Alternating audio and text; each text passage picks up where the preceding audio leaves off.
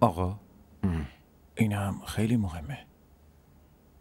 اینا رو چیکار کنم؟ به بقیه کارا که اصلا نمیتونی برسی.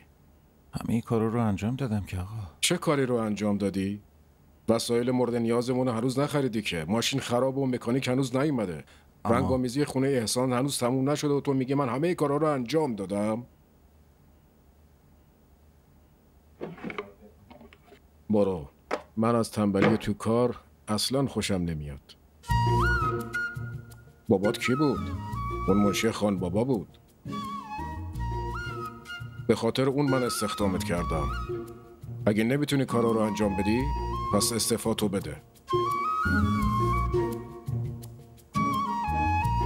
آقا واسه این وسایل نیومده چون دولت به مالیاتش گیر داده. ماشینی هم که خراب بوده و فرستادم شهر درستش کنن و تا فردا میرسه. فقط میمونه موضوع رنگ‌آمیزی خونه آقا احسان که اونم کارش تمومه. اگه بخواید میتونید از نزدیک ببینیدش. خوبه. لازم نیست نشون بدی که چقدر قابلیت داری. آقا من فقط جواب سوالاتون رو دادم. ماشین رو فردا ببر مکانیکی. موتورش صدا میده. بله چشم آقا. میتونم برم؟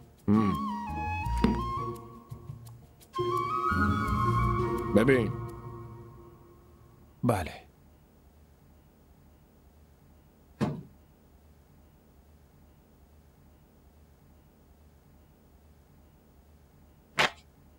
این چکو بگیر. از بانک پول برداشت کن. و آفرین. با احتیاط و با عجله کارا رو انجام بده. چشم آقا. لازم نیست نگران باشین. حواسم به همه چی هست. دیگه برم؟ آره برو.